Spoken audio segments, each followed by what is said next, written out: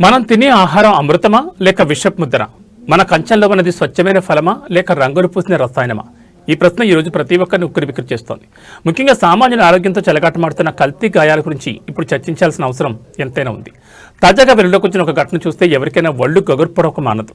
ఒక వ్యక్తి సాయంత్రం వేళ ఎంతో ఆశగా పుచ్చకాయ కొనుక్కున్నాడు. చల్లగా తిందామని ఫ్రిడ్జ్లో పెట్టాడు. కానీ తీరా చూస్తే ఆ పుచ్చకాయ పైపొర కాగితంలా ఒరుచుకొస్తోంది. ఇది అసలు పుచ్చకాయనా లేక ప్లాస్టిక్ కోటింగ్ వేసిన విషయమా? మనం ఆరోగ్యకరం అనుకునే పండ్లు ఇలా రసాయనాలమయమైతే సామాన్యుడు ఎవరిని నమ్మాలి? మార్కెట్లోకి వచ్చే పండ్లలో రంగులు, మైనం, ఇతర రసాయనాలు వాడుతుంటే ఫుడ్ సేఫ్టీ అధికారులు ఏం చేస్తున్నారు?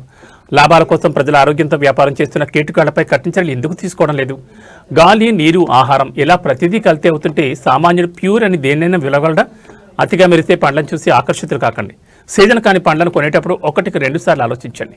పండ్లను తినే ముందు కనీసం గంట సేపు ఉప్పు నీటిలో నానబెట్టి శుభ్రం చేయండి. కడుపు నింపే ఆహారం కడతెచ్చే విషయం కాకూడదు. అధికారులు ఇప్పటికైనా మేల్కొని ఈ కల్తీ మాఫియాపై ఉక్కుపాదం మోపాలి.